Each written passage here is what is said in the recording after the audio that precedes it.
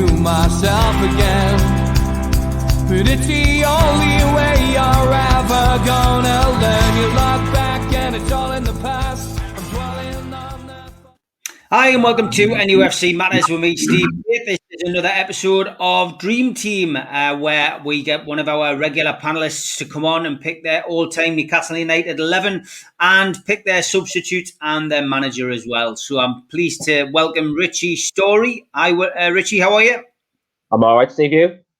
Yeah, all good, mate. All good. And as always, you get a chance to pick your all-time 11, mate. So who are you going to start with in goal? It was quite an easy choice, actually, for me, because he was just so consistent whenever I saw him play. Bear in mind, we've had a few good goalkeepers since like the late 80s and early 90s.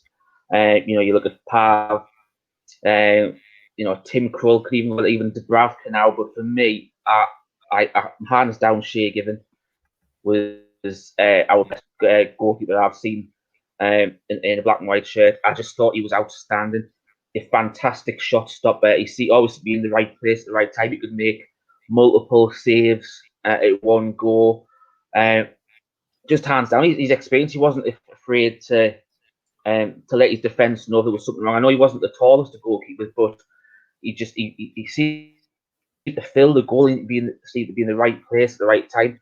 Just for me, I just thought he was hands down our best goalkeeper. And I was absolutely gutted when he left. It was a shame that he'd been part of that spine that we'd had for God knows how many years. It was just a shame when he left, because I think I would love to have finished his career at the club, and I think, to be fair, I think he probably would have loved to have finished his career at the club as well. It's funny because, a lot of people have picked Shea Given throughout these teams. I record them and we'll put them up when we're having a day off. But it's amazing how many people have picked Shea Given. What did you make about him leaving the club? You said that you were disappointed, but do you think he gave enough service? Do you think it was, I remember that particular period when he left, and although I was disappointed, I could thoroughly understand why he wanted to leave, because Newcastle was on a downward spiral. I understand why he left. I think deep down he probably didn't want to go to play. One of the hardest decisions he ever made. I don't blame him for going, because, as we said, we knew it was the start of the horrendous era, wasn't it, really, under Mike Ashley and stuff like that. So I think if that never happened, I seriously think he would have finished his career at the club. I don't think we would have ever sold him. He was just so consistent. He was an Irish international for years. The amount of caps he had for them. And I think he would have stayed at Newcastle if it hadn't been for what had happened at that time. It was just awful year at the club, really, wasn't it? So, but no, I don't blame him. Welcome him back to the club any time if he was meant to be a coach or anything like that. Just a shame he left under the circumstances he did. Yeah, it certainly was. Okay, depending on what formation you're going for, are you going for a 3 at the back? Or are you going for a back 4? I'm going for 3 at the back. Okay, so give us the player who's on the right-hand side of this back 3. Well, I went for someone who I actually grew up around a little bit, because I actually used to do all the coaching courses with Newcastle North Development Centre with his son when he was younger, and that's David McCreary. I just always had a soft spot for him. I thought he was an absolutely fantastic player. I know he can play in the centre half. He can play in that holding role in midfield as well. He just gave all for the black and white. He bled black and white. He came up. The Irish were always passionate anyway, but you look at people like obviously Shea Given before, and John Anderson, players like that. He just wore his heart on his sleeve for the club, and he gave 100% every single time. And you even saw that when he went to the World Cup with Northern Ireland and stuff like that. He was just fantastic, and it was good being around him a little bit. Obviously, when I was young, I was obviously 7, 8 when I first met him, and he was just just a little bit of an idol for me as well. I never played in that similar sort of position as what he did. I was more of a winger, but I still didn't stop me appreciating how good a player he was. Yeah, top class act. Probably up there with the likes of John Anderson in that particular era as a tough tackler, and meant business. But yeah, certainly one of those players who doesn't get as much credit as he possibly should for that 83-84 promotion team. But yeah, fantastic player and great to see him in. Not a popular choice, it has to be said, amongst the teams that we've had so far. But It was, as I well, said, it was a bit of like, I had a soft spot from growing up in the 80s, but I mean, because of the connection I had training with his son. And it's weird because the grassroots football club I'm associated with now at Chester Street United, he's actually an ambassador for the club as well. So it's sort of like come full circle around a little bit as well. So it's nice to see that sort of thing. But no, he was very underrated, but not in my books, and obviously not in your books either, Steve. no, brilliant stuff, mate. Great stuff. Great to see him in one of these dream teams. Okay, so who's in the middle? I went for Mr. Flamboyant Philip Albert. I loved watching him play. One of my best moments ever as a Newcastle fan was the 5-0 against Man United. Sitting in a bar in Menorca with my stepdad, the only Newcastle fan in the whole of the pub, at 16-year-olds surrounded by Man United fans, and just that chip over Schmeichel will long live is probably my best moment as a Newcastle fan. Just just the atmosphere, the pin drop, and to be fair, the actual round of applause that Albert got for the audacity to try that on Schmeichel, who was probably the best goalkeeper of the 90s, if not alone the Premier League era in my eyes. But I just loved Philip Albert. He just looked so calm on the ball when he brought the ball out the back, Belgian international. I think the only thing for me is I would like to have seen him longer at the club than he actually was. But when we got him from Anderlecht, he was an international, so it was someone I thought we needed, like a centre back that was strong on the ball, and he was that and comfortable on the ball. And I just absolutely loved Albert. He just gave me so many good memories in a black and white shirt. Yeah, great choice. Okay, so who makes up the back three, Rich? Someone who wasn't at the club, he was only at the club for 18 months, but I think that when he was playing, we probably looked the most solid defensively that I've seen follow Newcastle. And I went with Jonathan Woodgate. I just thought he was phenomenal. I actually think he's, barring his injuries that he had, obviously, when he went off to Real Madrid and then the second half of his career, he could have probably went on to be one of England's greats if it hadn't been for those injuries. He just seemed to read the game so well. He was a calming presence at the back, solid. He's always in the right place at the right time. He was just seriously. If you were telling any kid at the time who wanted to be a centre half, just watch Jonathan Woodgate in a black and white shirt. I haven't seen a better overall centre back at the club since following Newcastle, before Woodgate really, and afterwards. If I'm honest, I don't think I've ever found a centre back since he left like him. No, top class. I mean, he, as you say, injury affected his career throughout. But I've got to agree, one of the best centre halves we've seen at St James's Park. And I think the funny thing is, Steve, if you look, he partnered Ferdinand at Leeds and up for a short period of time, but I always thought he was a much better centre back than Ferdinand. And I think if it hadn't been for the situation from his injuries, I think he still would have been a much better centre back than Ferdinand. I think he's probably one of the best overall centre backs in Premier League history. I'm honest, hands down, he's a much better player than Ferdinand. And to be fair, when you look at people who partnered Ferdinand, like Vidic, Terry, Woodgate, I always think he's been the weaker of the two out of all the ones that partnered Ferdinand. Yeah, I would agree. I think, he oozed confidence when he was on the ball. I think that's the thing that always sticks out about him for me. That he essentially, when he got the ball, when we've had a lot of centre halves in Newcastle where there's a collective groan, when they start moving forward because they think they're going to lose it, but they don't. He was the first centre half I remember that actually felt calm about getting the ball. But yeah, great. I totally agree with you, and I think we've watched Newcastle pretty much like you're a little bit older than me, so you watch it for a similar period of time. I still don't think we've replaced someone like him. I don't think we've seen a better overall centre half at Newcastle. Yeah, I agree, mate. I agree. Great goalkeeper and great back three. So obviously in your team, we're going across the midfield now with a 4. So who's going to be on the right hand side of the 4? On the right hand side of the 4, I was torn between 2 players. At the entertainers era, obviously you had Keith Gillespie, and you especially look at some of the times, he was just an old fashioned winger. You know, you would get half a yard on the player, just put the ball in. I don't think I've probably seen a better crosser of the ball at Newcastle on the right flank than Keith Gillespie. You always put the ball exactly where it needed to be. But I enjoyed watching Nobby Solano. I just thought his overall passion for the club, the game. Bear in mind, he's a South American as well, first proving to play in the Premier League. But he just got the club. He got the passion from the fans. He bought into it.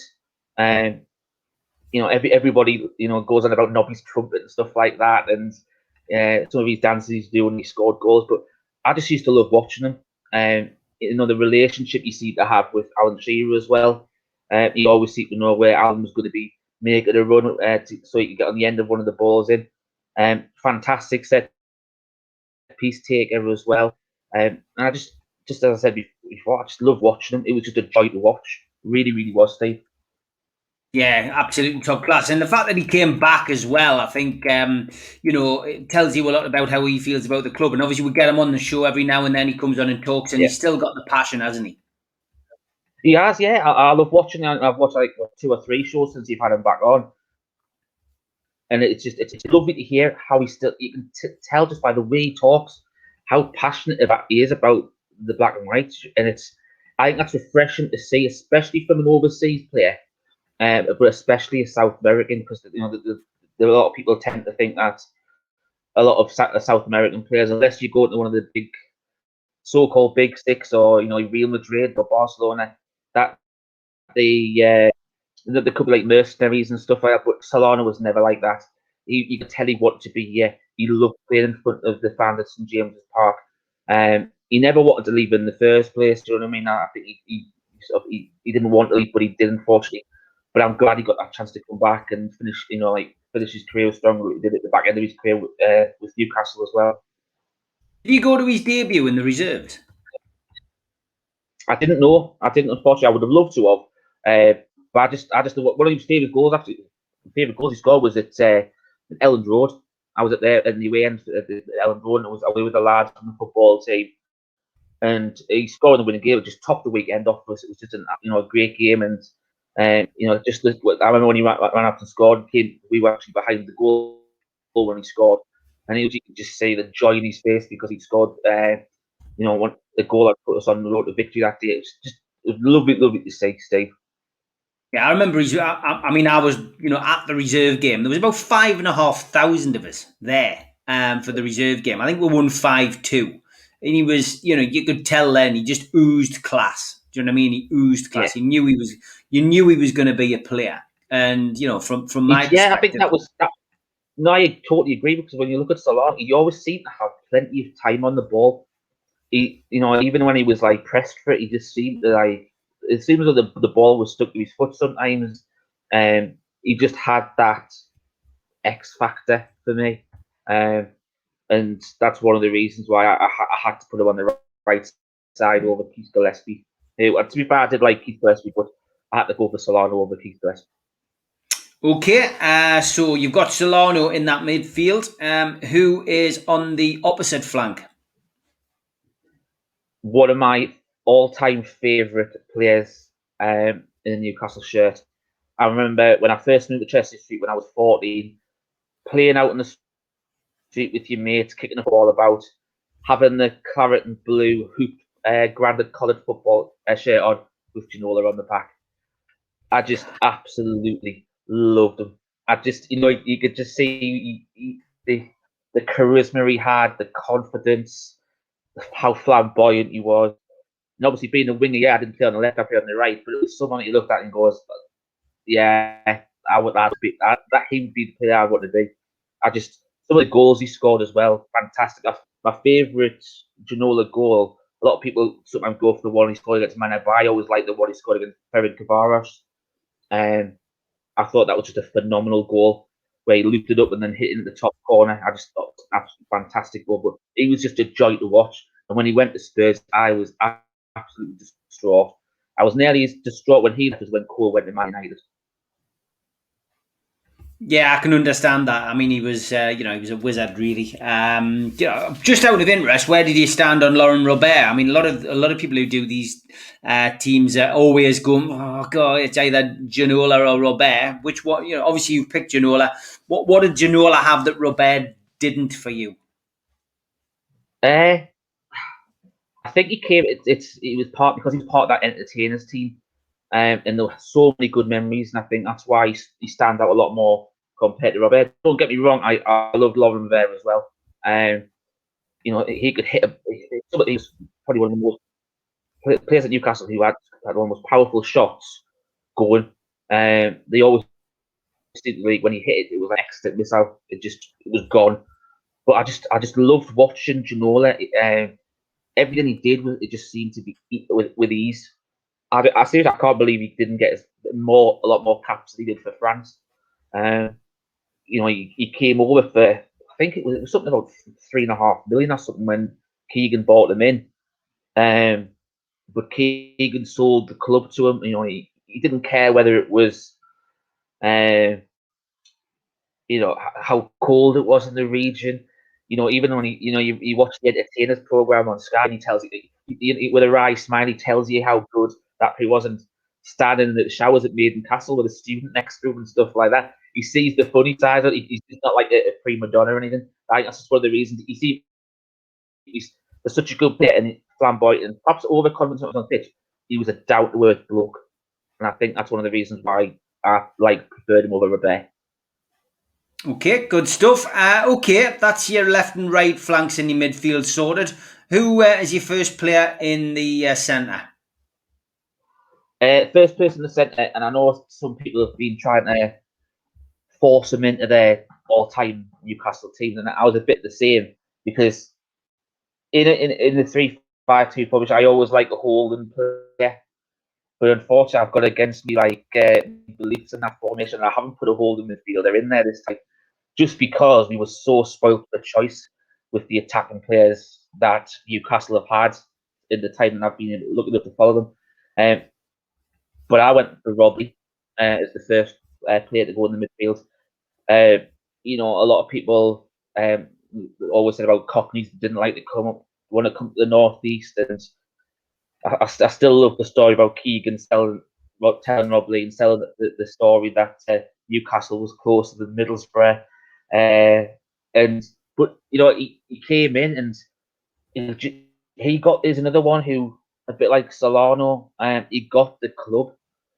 He came at that time. I think when you look back at the season, we got promoted from the Championship. I think that game against Leicester, the final game of the season, when we won 7-1, it was just brilliant. And he was fantastic on that day.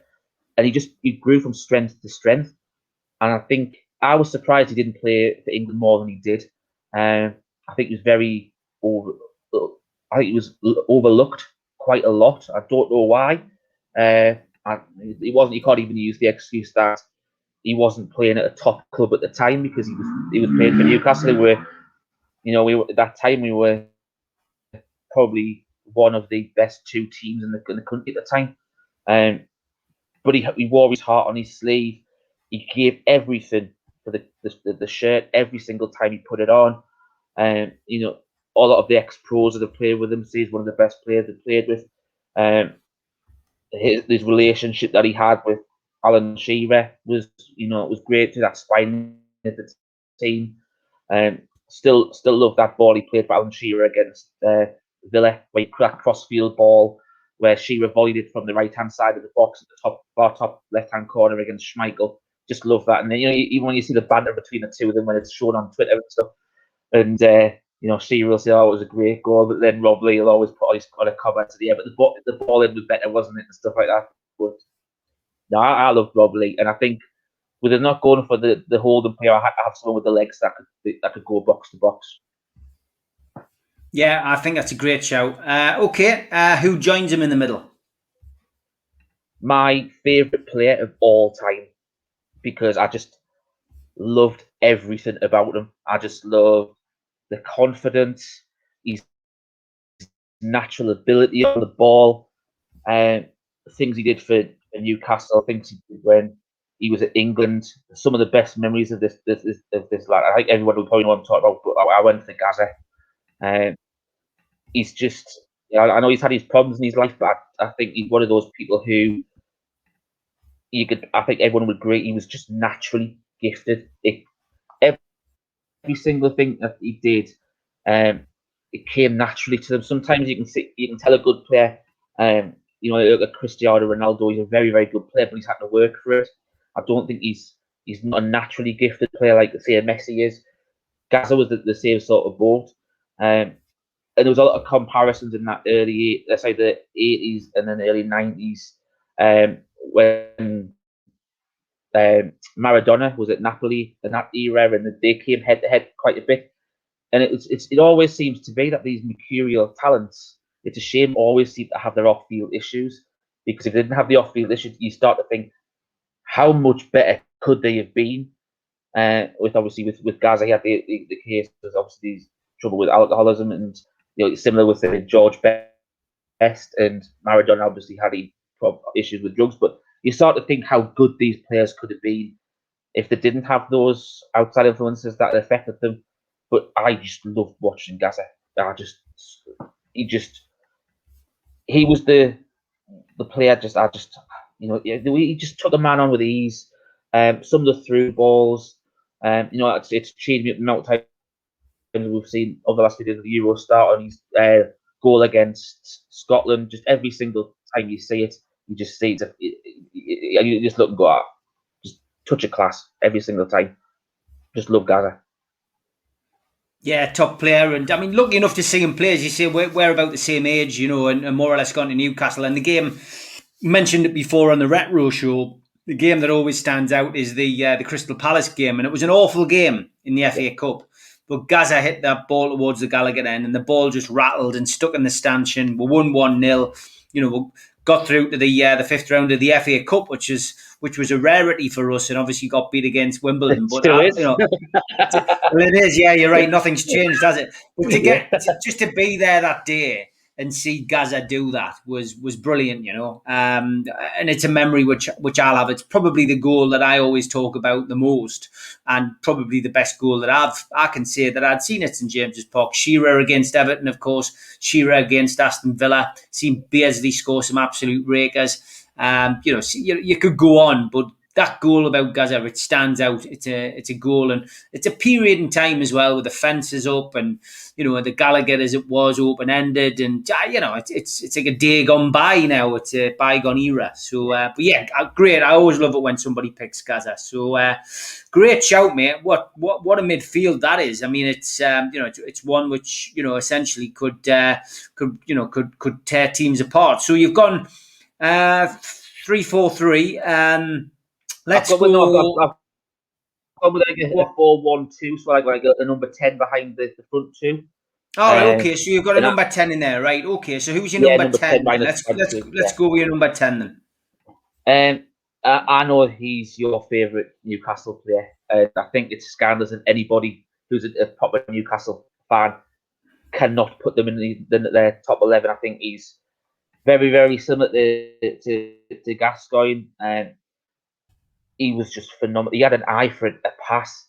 I think the relationship he had, I didn't get to see him as much in the earlier part of his career, but obviously the latter part when he came back to Newcastle, and when he started his relationship off with Andy Cole. Andy Cole scored a lot of goals for Newcastle, but a lot of them were made by Peter Beardsley. The partnership that they had just a fantastic understanding. He was seriously, he had plenty of energy. He just seemed to be all over that the half of the pitch all the time. Always in and around the box. I always felt that he was a sort of player that you needed to have someone on him because he was capable of conjuring up anything from anywhere. As I said, his vision was just exceptional. Some of the goals he scored were fantastic as well. But he did it with, it's a bit like with Solano, that he did it with so much ease as well. He's that sort of talent that creatively Newcastle, I don't think have had for a long time. And I think Newcastle are crying out for a similar sort of player to Peter Beardsley who can just play in that role just behind the front two. Um, and you know, I obviously he left under bad circumstances when he was coaching and stuff like that. But I tell you what, he would be able to teach you a thing or two on the football pitch. His brain was just outstanding, and how anybody who's a Newcastle fan could not put him in their 11, I'd be shocked if anyone left him out. To be fair, I just can't understand how they would leave him out. Yeah, still likes a game now and then in the Pavel Cup as well. Always great to see Peter in, and yeah, some teams. So your front two again, something which has caused a lot of stress for people trying to pick their team. But you think it would you think it would be easy, you know, but it's not, because we've had so many great number nines in the period of time that you've supported the club, and it's always difficult decisions. So who's your first centre forward? Well, the first one was the easiest, and that was Alan Shearer. Obviously, on our loaded show as well, we just did our all-time Premier League 11, and he was the first name on the team sheet for that. The fact that he's, he came back to us after 1996, and he stayed for 10 years. The only thing I'm gutted about, he didn't win anything with Newcastle. But what I always loved is the fact he wanted to play for us so much that he turned down go to Man United, where he went on to have so many trophies in that period of time, because he wanted to play for his hometown club. I get that. I'd have done the same. I know you'd have probably done the same as well, Stevie, if we were good enough to be in that sort of position. But he was just a joy to watch. He's the perfect number 9. He could do all sorts. He was good in the air.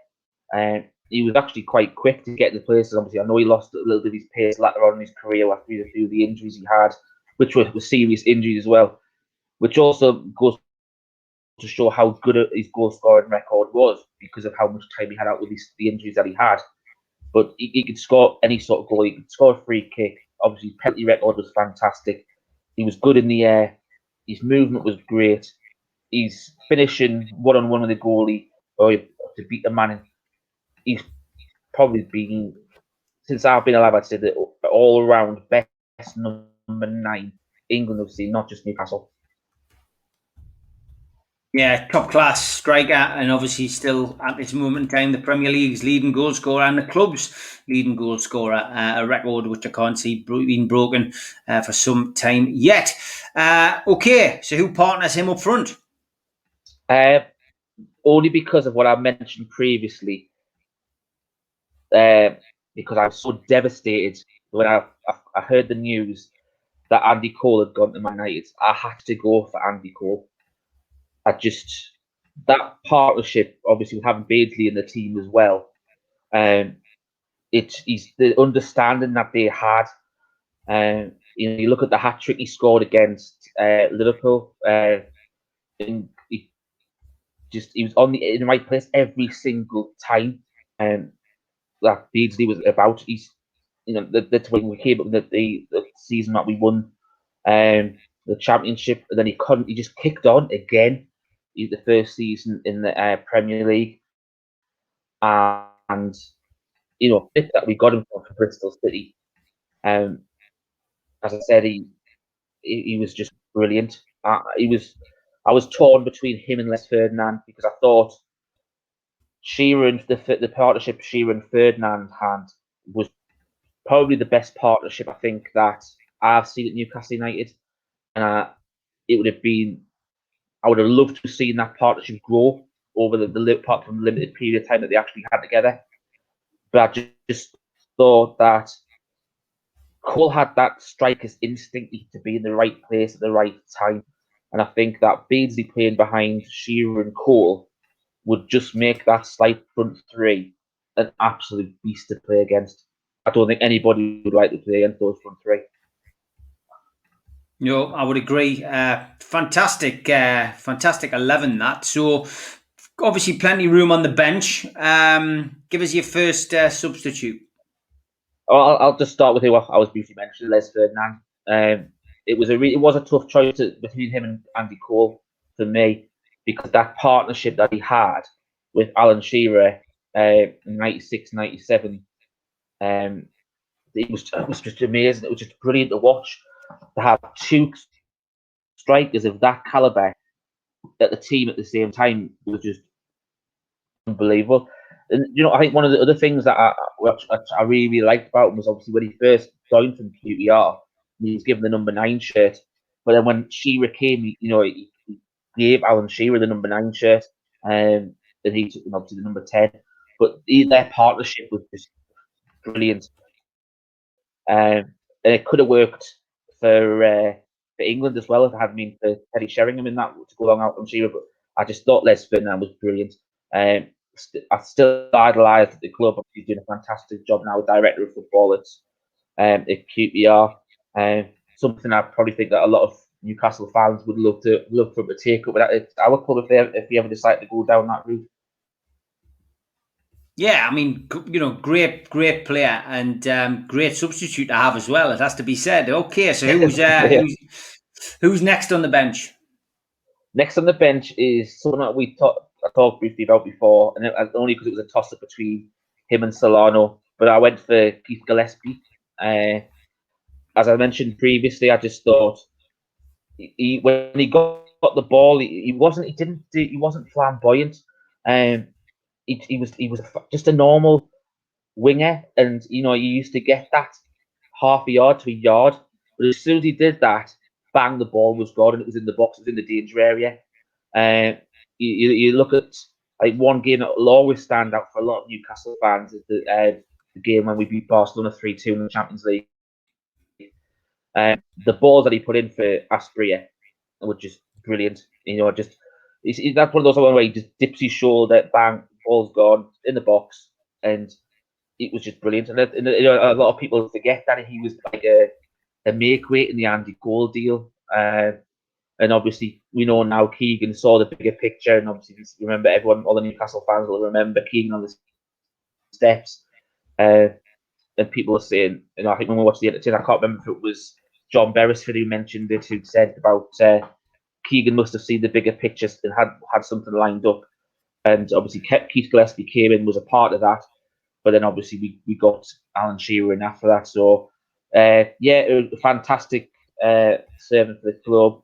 I know you have him on the show regularly as well. Really good club. Obviously, still loves the club as well. But I just thought it was a close toss-up between him and Solano, so I put him at least on the bench. Okay, who's bench warming next to him then? Obviously, I had to put a defender on there, and for me, it was a bit of I think when obviously I'd done this originally when you started to do a lot of them with the other lads, I'd done mine then just in case you ever asked us to come on the show. But it was around the time when unfortunately we lost Glenn Roeder, and I remember watching him at the early part of my career, and he was just a leader. I know obviously a lot of the time we were in we got him, we were in league. Obviously, what you would class the championship now. I didn't care. He was just a leader on the pitch. We loved him. It's hard not to get emotional when you talk about him because of how much of a servant he was to the club, and obviously how much he loved our club as well. Another player who came up from down south. Puts that disbelief that Cockneys won't come up here and won't give all for the shirt, but he did.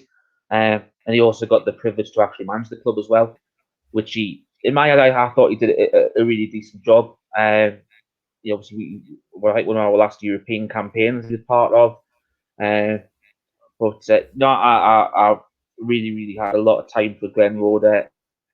And unfortunately, he's no longer with us. And, I hope Glenn rests in peace because what he did during his career and obviously how his life ended was an utter shame. But I think he'll always live long in all of Newcastle fans' hearts. Yeah, absolute legend, Glenn. Here, mate. Okay, another sub that you've got is... Yeah, as I said before, I got my goalkeeper on there, and I went for Pav. I love watching Pav play. He was that sort of, the continental style goalkeeper. He was a fantastic shot stopper. That age when we started off with the entertainers and stuff like that, but he just was. I just love some of the saves he used to make. And another overseas player who got the club, and I think a lot of people. Some people think when it comes to putting him in the team, he wasn't an overly great goalkeeper, but I think I used to love watching him. He was, yes, he had the odd mistake in him, but which goalkeeper hasn't? But some of the saves he used to make were just brilliant. I could have easily put him in my starting lineup for many reasons. But he's another person that unfortunately is no longer with us, but love the club. The fans love him, always will. Obviously, yourself, you set up the Power Cup as well in his honour. Really deserved. It's a great thing that you did there, Steve. Obviously, I know you've got a good relationship with his brother and stuff like that. Well, for me, it's funny. I was speaking about him. He's never far from my thoughts at all. And I managed him. I managed him for a year. It was the first player I ever signed a contract with. When I was a football agent, he asked me to manage him. He was the one who pushed us into being a football agent, and to represent Pav, even for such a short period of time as 12 months, was an absolute honour. And we got his book out. We got his. I got. Will Scott, the journalist, to write his book, and everything I said I was going to do for him, I managed to do. But that trip over to the Czech Republic, staying with his family, going to his house, going to his last resting place, going to the funeral. It was heart wrenching and heartbreaking, and I made that pilgrimage with Natalie, with Lorenzo, with Tom, with good close friends of him, Dennis, and of course Steve Howie and Steve Harper came with us as well. And it's a trip I'll never forget. It's a trip I wish I'd never had to make under those circumstances. But I do keep in touch with the family, and it's great, every now and then to be able to bring them back over here and and keep in touch. But they always send us photographs. It's a fantastic relationship, and it's one which I treasure a lot. Yeah, I understand. Because one of the things I used to do when I was younger was I used to collect football programs. I've got a lot of Newcastle programs over the years, going back to 60s, 70s, 80s. And then unfortunately, when I stopped going to games and I started having a family and stuff like that, I wasn't going to games as much, so I didn't buy any programs. But one of my friends I was coaching his son when I was doing my grassroots coaching, he's got a season ticket in Newcastle, and it was the Man United game, the game after Pav unfortunately passed, and he was on the cover. I think it might be in the same picture actually that you just put up.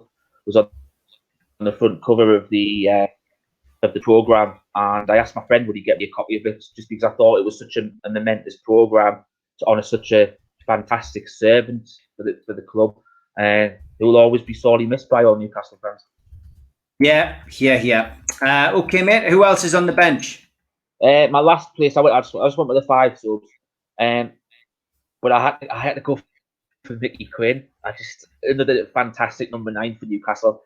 I thought he was a fantastic character off the pitch as well. But he's some of the goals he scored for Newcastle was absolutely fantastic. The partnership that he had with Mark McGee was a great partnership that they had. I think I always felt a bit sorry for him that he'd gone from being such a leading the line at Newcastle, and obviously when Keegan came in, and for some reason Keegan just didn't fancy him. But I know, I like when he was saying he was trying to prove Kevin wrong and stuff like that. And he didn't just down tools. He kept on trying to impress him, and just unfortunately, Kevin didn't see him as the striker that he wanted to lead the line. I don't know whether Kevin obviously would have been the fantastic striker that he was himself. Just didn't see characteristics in Quinny that he wanted in his striker for himself. But he was fantastic in the black and white shirt. Someone who still loves the club now. I think probably there's only his own hometown team of Liverpool that he probably talks more passionately about than Newcastle. The fact he used to still write about the club and the Chronicle at the time, and he's still the amount of time he tweets about the club as well. It shows how much of an effect the club left on him. But because he was a sort of he did everything for the black and white when he was in that. And Newcastle fans, all they want off a lot of people is when they put that shirt on, they give 110% every week. They don't care whether we win every single week. But he did that, and he'll always be warm to all the Newcastle fans that we have. So I went for Quinny. Great stuff. Excellent. So who's going to manage this team of yours? Well, I think it's the toss-up always between Kevin Keegan and Sir Bobby Robson. And the only reason why I chose this person is because growing up in my teens, it was the best football I've ever seen in the black and white shirt to this day. And that was under Kevin Keegan's stewardship. I know it was a no-holds-barred type, you might score 4 or we will score 5 type philosophy sometimes.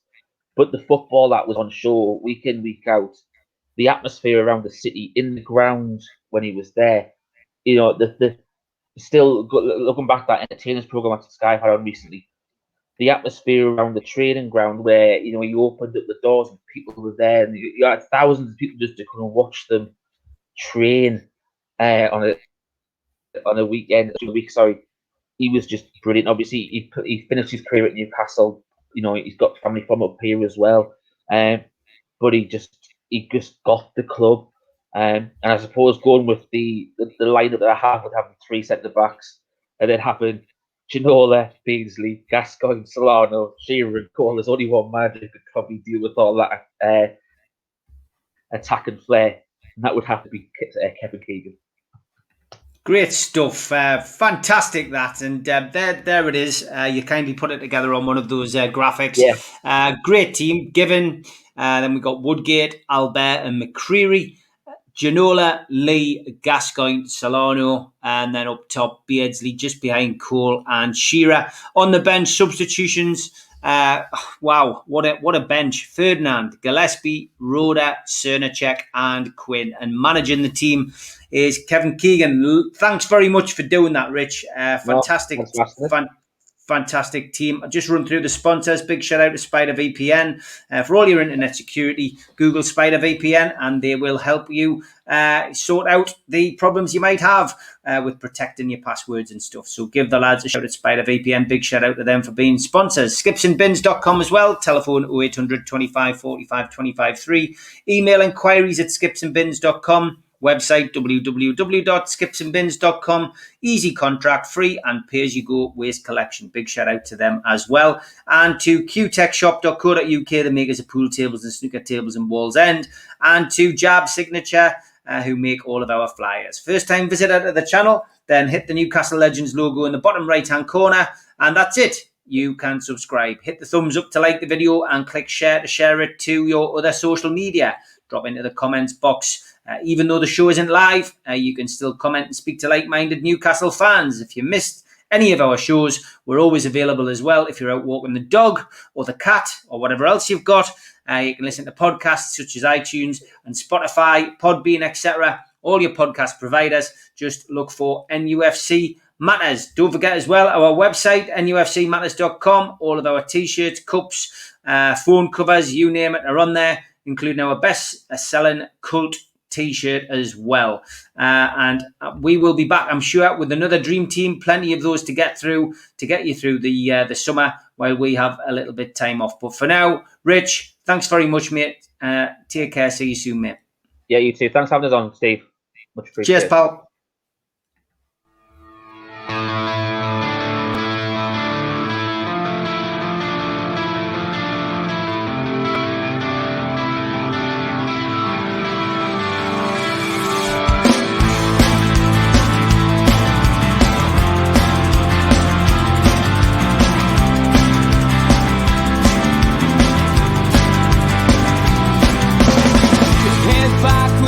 critics attack. It feels like I've been talking to myself again. But it's the only way you're ever gonna learn. You look back